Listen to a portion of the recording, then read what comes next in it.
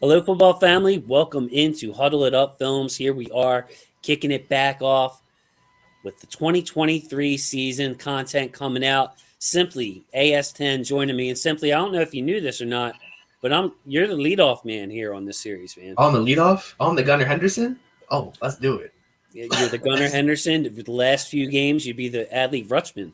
They Yeah. Oh, switch that up. Switch that I'm, up. Not I'm sure what with you. difference it makes, but okay. Yeah. It's worked. Got us 2 out of 3 against the Yankees, so we will take it. Little Yeah. bonus Orioles coverage here, but simply we're going to talk about the hot topic. We might as well kick it off this series talking about what everybody else is talking about, the position battles. Well, the Ravens have a few. One obvious one is left guard. Uh, so, I wanted to ask you first of all, what is your nickname for Malasala Maueve Laulu? What do you call him, sir? The fact you can pronounce his name, respect to you. But me and my co-host on the Purple Rain podcast, Sutton Def, we call him Lulu. Like Lulu. Lululemon. So yeah, it just makes it easier for all of us. Don't have to try to pronounce that name. There you go. And of course, we'll have Sutton hopefully coming up on this series later.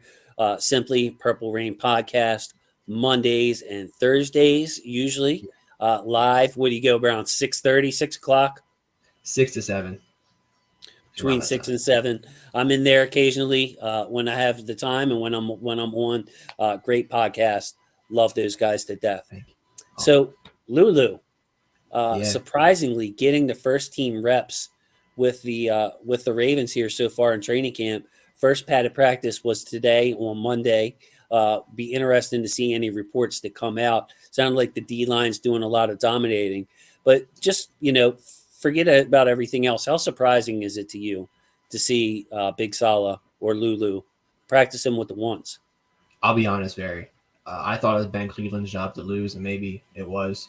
But yeah, seeing him come in there, and what I believe he was drafted as a tackle, if I'm wrong, and for him to go in that left guard position where Ben Powers, who got his money, got his bread, and balled out last year, more power to Lulu for that.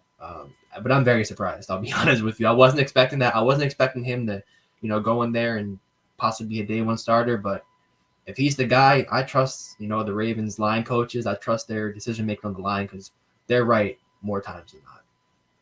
That's what gives me confidence in this situation. There's two things. One is Joe D, the offensive line coach.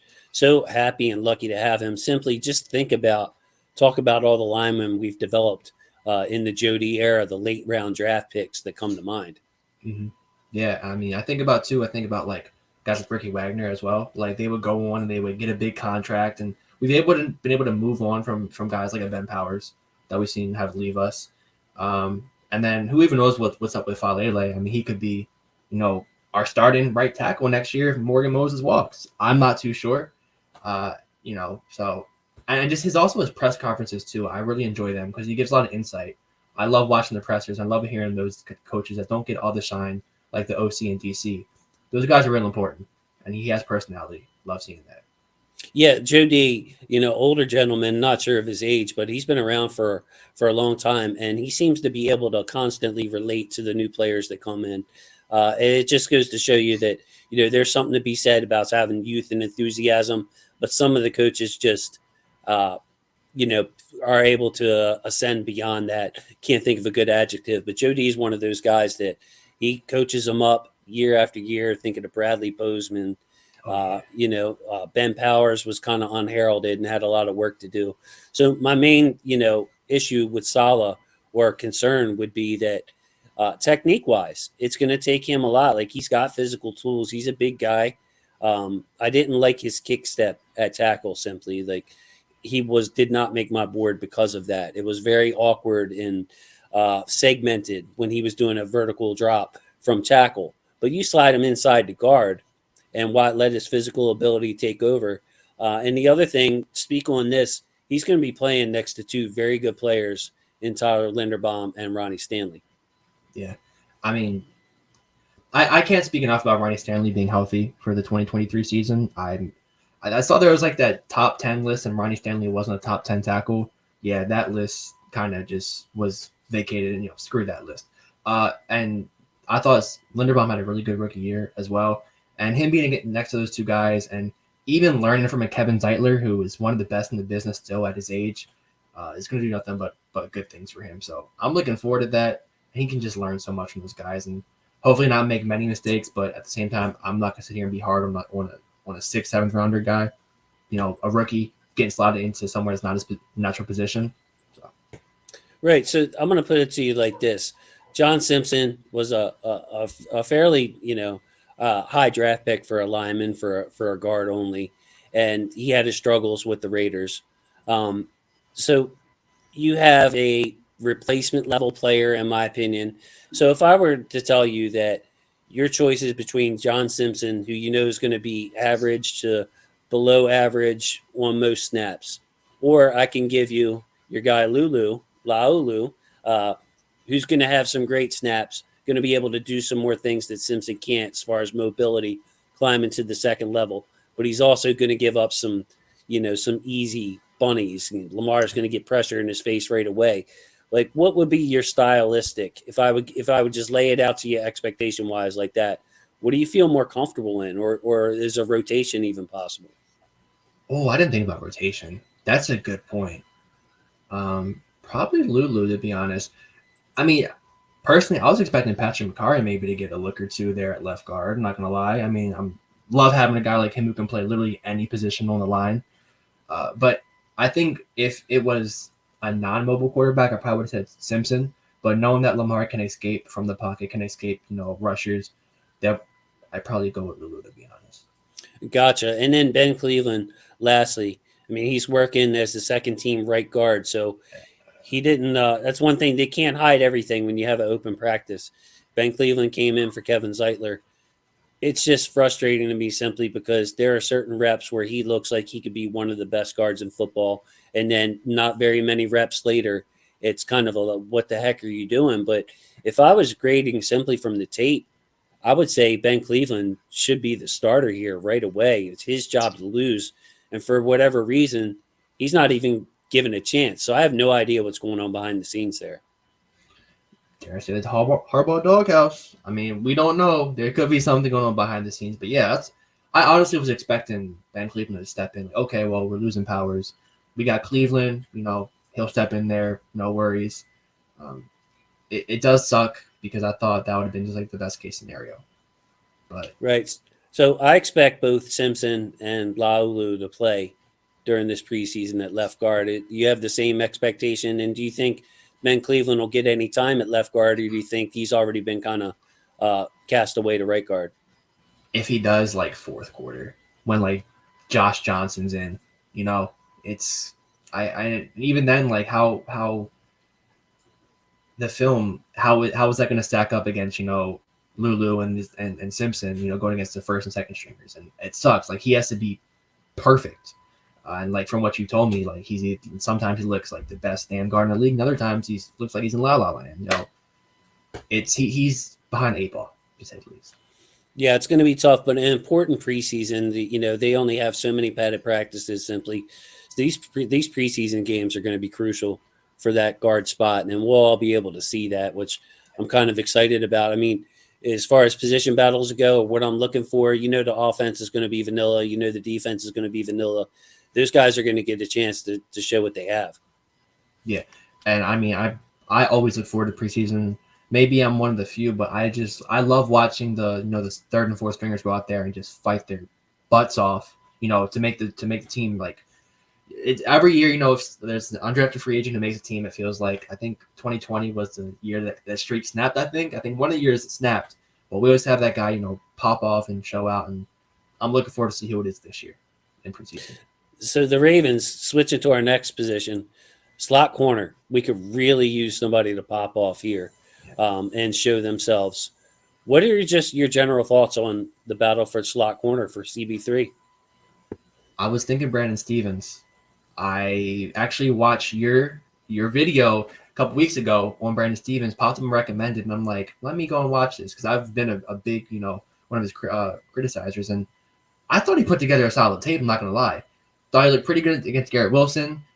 Made some big plays against George Pickens. Granted, Pickens got him in the end. And there were other plays too where I thought he held up pretty solid. And then he came out today that Nelson Aguilar had a nice catch on him, on a fade route, caught it over him. That was my ideal pick for slot corner. I believe Pepe can play there as well, but he just came off the PUP today. Not sure how that's looking like, but what do you think is the matchup there? Who's battling it out?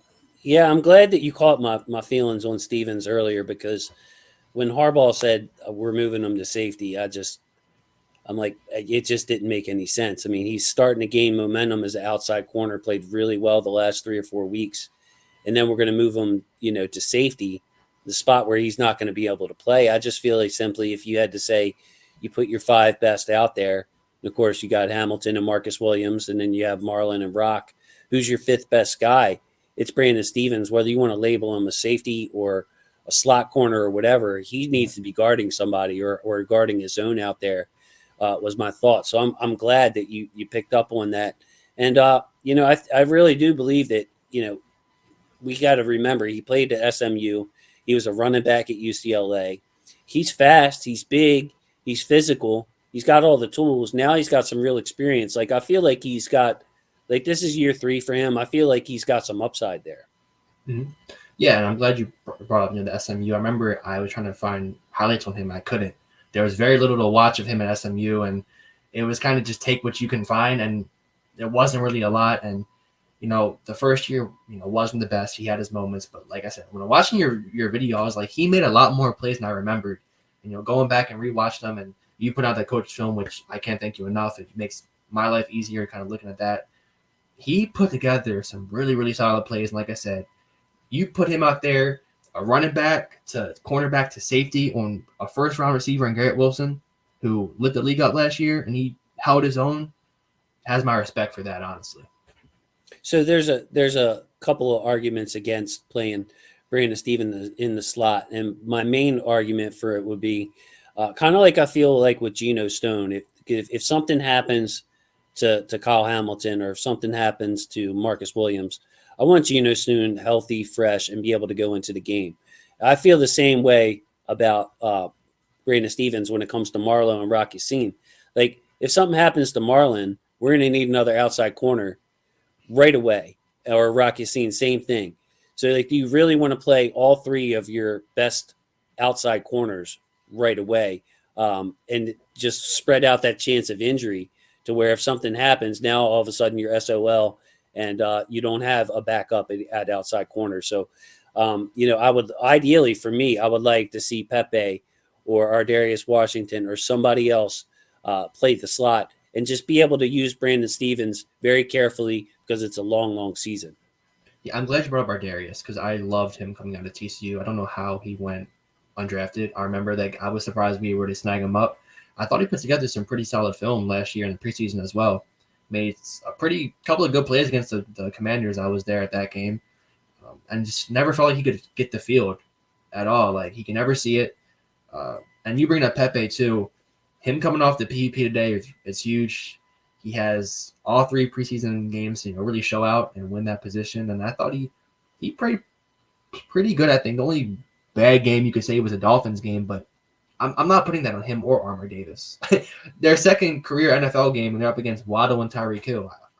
I let that go real quick. Yeah, they were a little bit further down the blame tree, and I don't like to do that. But for me too, like, Mike McDonald had a bad game, and Kyle Hamilton had really his only really bad game was against that Dolphin. He blew 2 assignments, and yeah, we don't need to talk about that game anymore ever again, man. I hate referencing that game. But Yeah. there's a couple of dark horses for this team too. Talk about the battles at the end of the depth chart. You're talking about Daryl Worley, Kayvon Seymour. There's a real chance for either one of those guys to make the team. Oh, I think of Darrell Worley, I think of the Week 18 game against the Bengals last year. I know Chase beat him on a touchdown, or that's Jamar Chase against Darrell Worley. But that game, I thought he made a couple of really good plays in coverage. Got his hands on the ball. I think he had 2 or 3 PBUs. Had a real nice hit on C. Higgins. Broke the play up. And then Kayvon Seymour, he made some plays on special teams last year. So we were talking about the wide receiver 6. Kind of going back to this last cornerback position, are they going to go with the receiver, I mean, with the defensive back or the defensive back that plays special teams as well. It's I don't know what they're gonna do, and I kind of want to go towards Seymour because we know how our coach loves the special teams. Exactly, exactly. So it's a nice transition there. Wide receiver six. There have been years past where maybe we only keep five. In a Greg Roman offense, not many are going to see the field. You might only have one or two receivers on any given play most of the time. You're going to have an extra tight end in there with Mark. Different offense. I expect a lot more 11 personnel, a lot more three receiver sets with Monken. Also, simply put in the fact of Rashad Bateman, who I want to speak about. And I want to go on record with this here right on the first episode. I think Rashad Bateman will be active week one. I think Rashad Bateman will play. But what I also think simply is I could see him having a season like Hollywood Brown did his rookie year, where the screw comes out the foot. Look, you don't practice much on Wednesdays. We're going to limit you to maybe 40 snaps a game tops. Um, you know, we're going to manage this thing, maybe give you a week off here or there just to rest it. So I think Bateman basically will gut his way through the injury, but will have to be limited, which will open up spots for, Zay Flowers to play more or Aguilar to get on the field. What do you think about that? My assessment there of Rashad Bateman, or do you think it's more severe than that, or do you think it's more? I should be more optimistic. I think you're spot on. You just kind of blew my mind. I was thinking about that. Hollywood Brown's rookie year, played the first 4 games, was out. The Cincy game was out. The Seahawks game was out. Then came back the Patriots game after that bye week.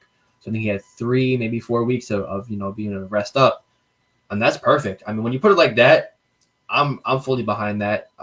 We're at the point now we don't have to rely on Bateman like we did last year. If he misses a game or two, that production we saw won't drop down. You'll still have Odell, Zay, Aguilar. Duve as a 4. I'm not going to complain about that. So I'm right there with you. I am fully behind that thought of thinking, and you open my mind a lot right there.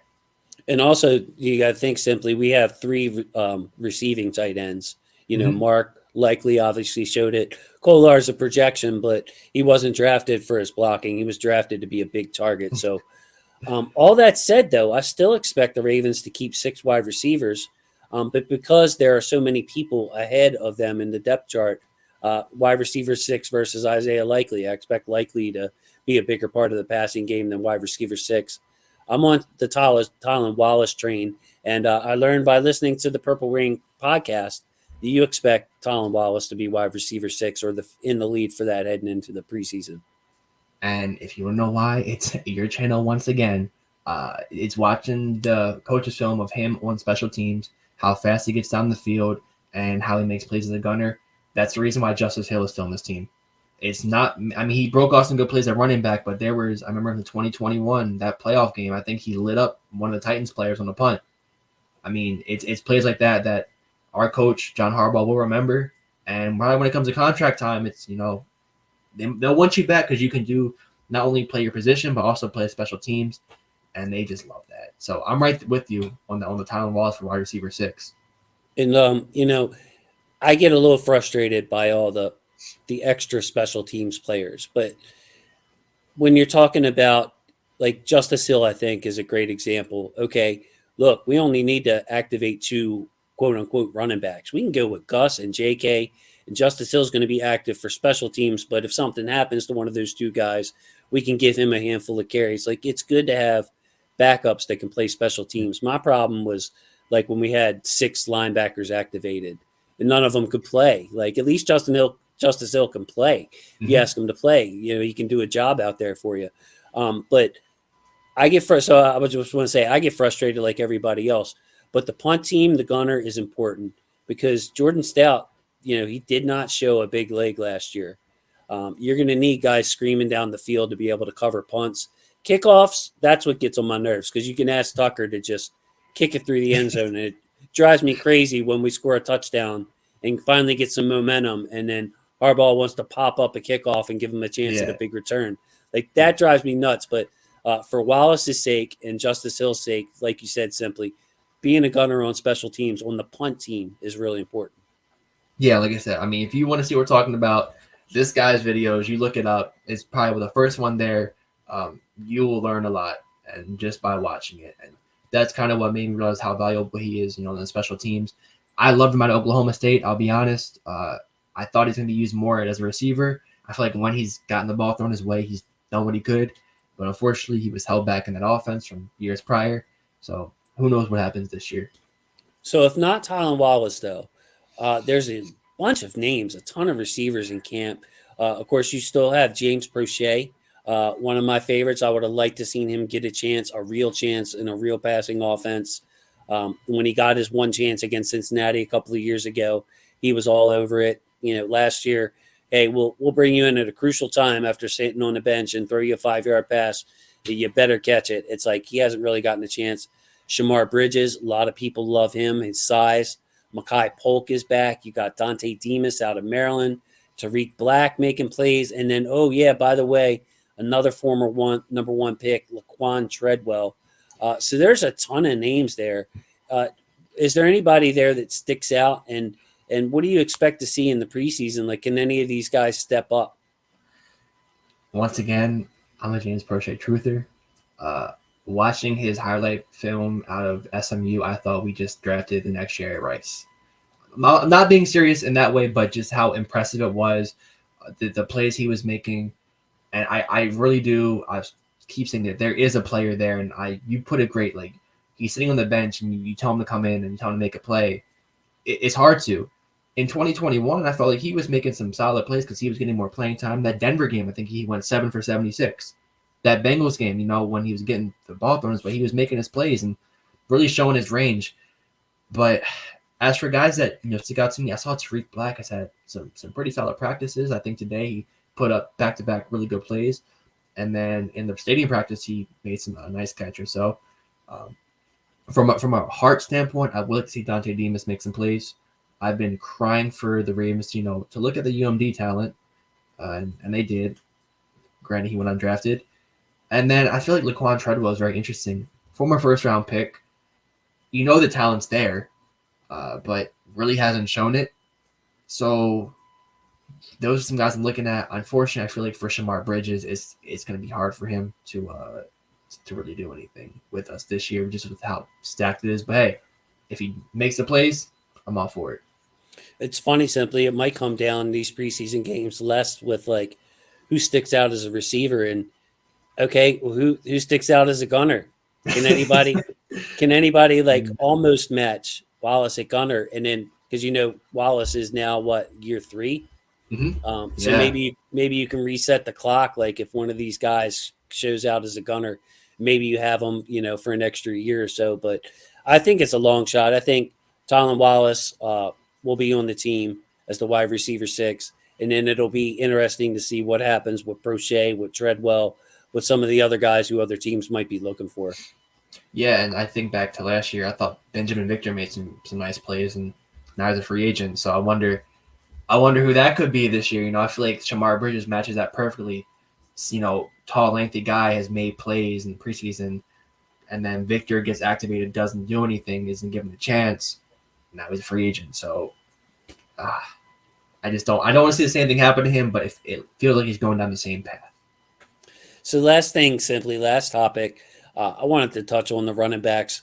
There's kind of a battle going on there, but there's also the J.K. Dobbins situation that's hanging over Ravens' flock. J.K. Dobbins officially is on the PUP list. Unofficially, he's holding in. You don't want to speculate, but it seems kind of obvious from all the signs. He seems fine, and he just doesn't want to risk the wear and tear, getting hurt in practice. Maybe he's trying to make a statement. Whatever's going on in his head, I don't know. But there's some competition here. You have Melvin Gordon has been brought in.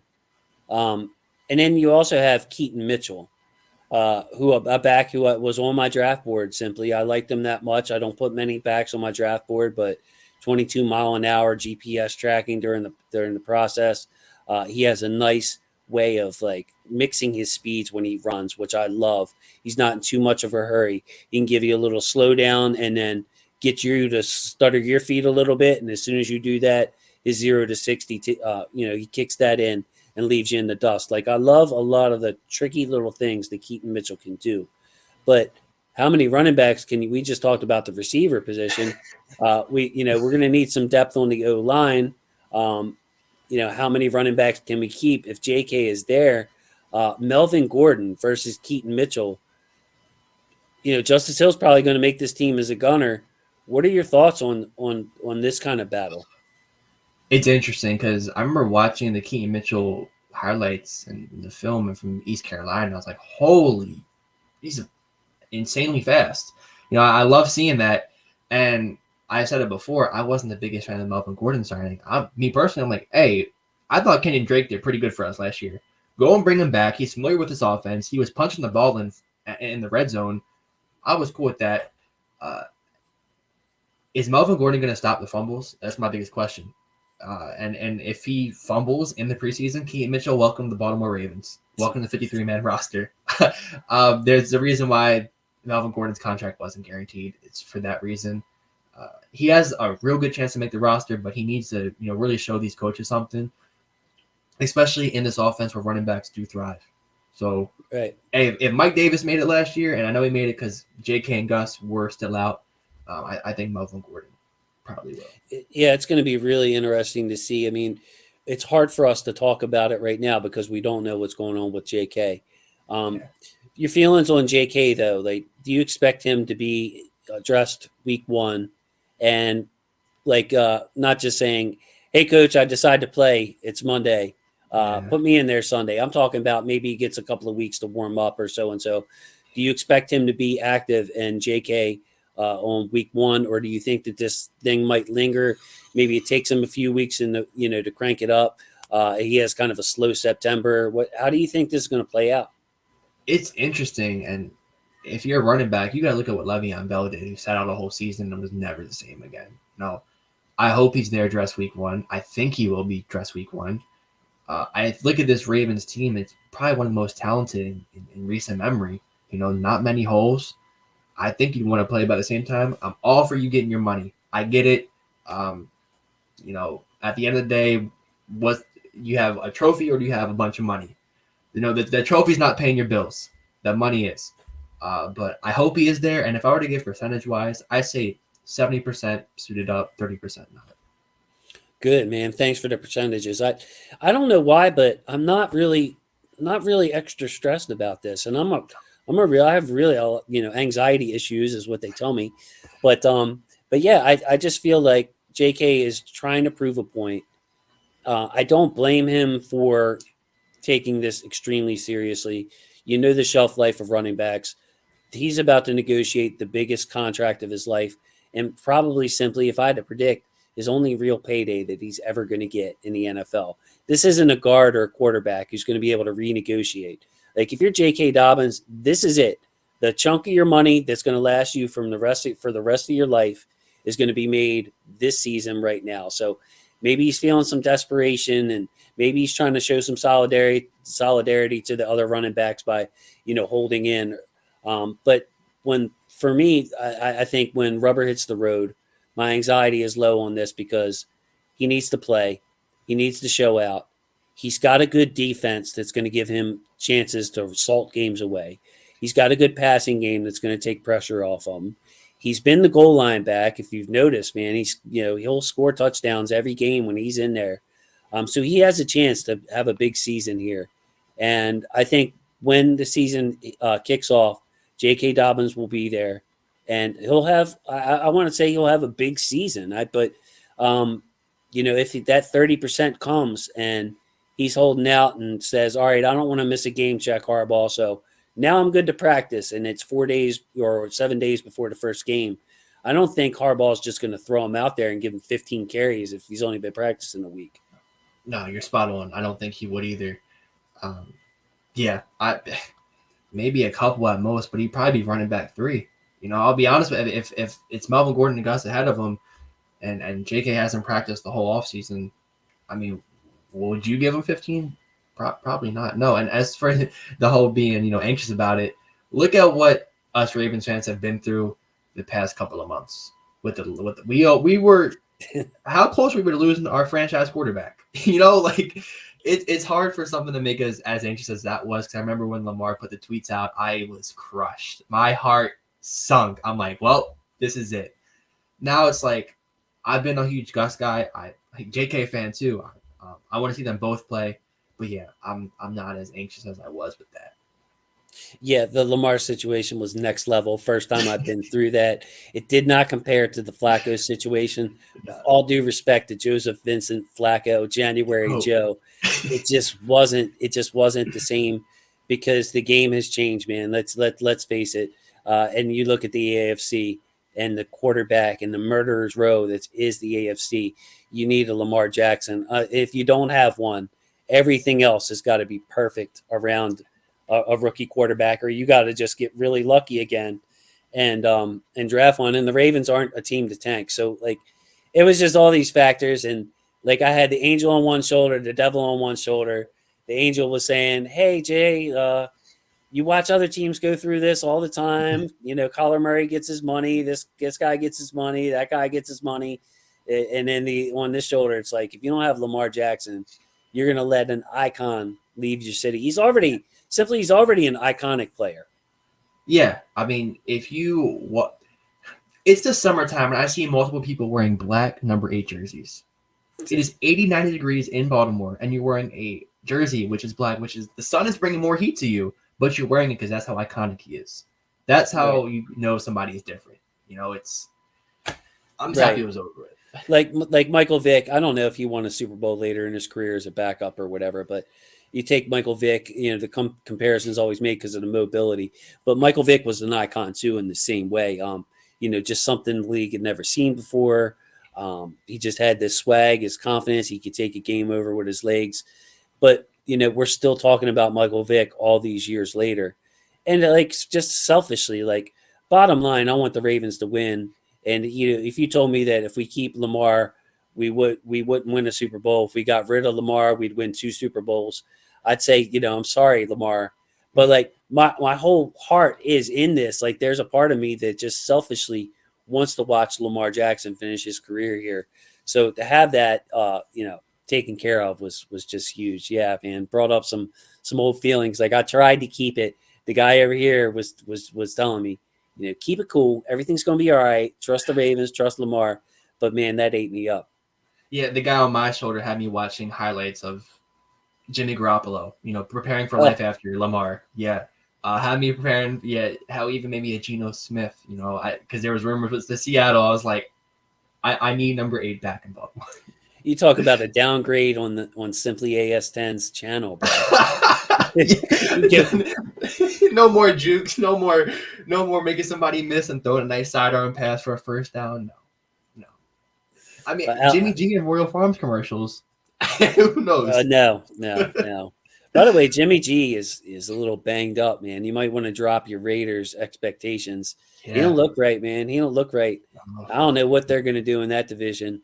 It's going to be rough. So temper your fantasy football expectations maybe a bit. Like Devontae Adams, I hate to say it, but it's just like, no Darren Waller there to take pressure off of him.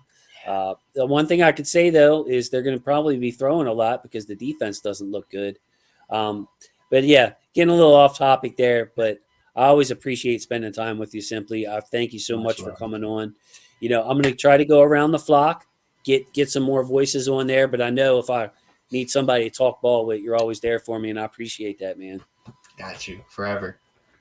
Yeah. So give us the plug the YouTube, plug the Twitter. I'm going to put your links down below. I got you. So you can follow me on Instagram at simplyas10.prod, on Twitter at simplyas10, YouTube simplyas10, and just subscribe to this guy as well. I mean, if you want to learn about the game, I've learned a lot from this guy, talking in person and virtual. Has taught me a whole lot about the game. So you subscribe to Jason, Huddled Up Films, the creator of Football is Family. That's right.